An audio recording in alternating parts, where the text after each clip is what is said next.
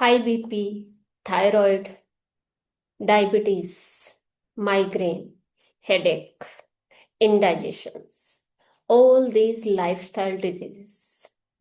आपको क्या लगता है कि ये आपकी बॉडी में सडनली अपीयर होते हैं? नहीं, ये आपकी बॉडी में साइलेंटली एंड स्लोली ग्रो होते हैं। If I tell you that these are not diseases, these are emotional alarm, these are emotional signals from your body। ये साइंस है, it's not motivations. According to world health organizations WHO, 90 to 95% diseases emotional stress से related होती है।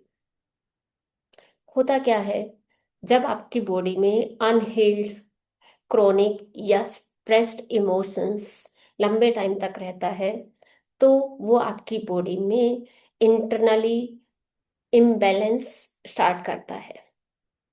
It will disturb your bodies balance internally. और जब लंबे time तक body में जब ये इम्बैलेंस रहता है, तो ये डिजीजेस अपीयर होती हैं।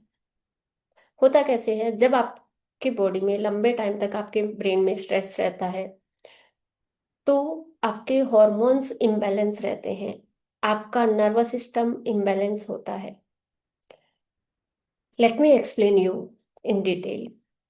इमोशंस सिर्फ साइकोलॉजिकली नहीं होते। कुछ लोग सोचते हैं कि इमोशंस सिर्फ साइकोलॉजिकली रहते हैं। नहीं, emotions directly effect our brain, our nervous system, our hormone and finally our immune system.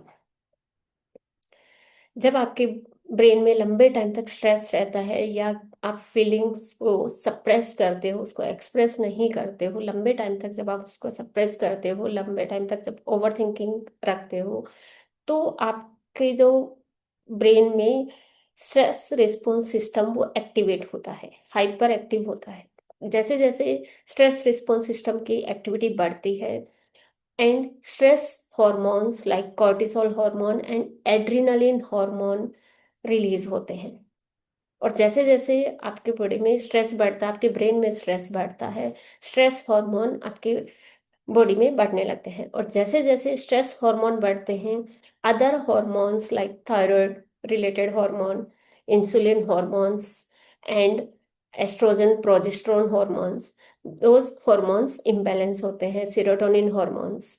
तो उसकी वजह से क्या होता है, जब ये लंबे टाइम तक ये रहता है, तो आपकी बॉडी में अदर हार्मोन भी इम्बैलेंस होते हैं। और जब हमारी बॉडी में अदर हार्मोन्स इम्बैलेंस होते हैं, तो हमें डिफरेंट डिफरेंट टाइप्स की लाइफस्टाइल डिजीजेस देखने को मिलती है।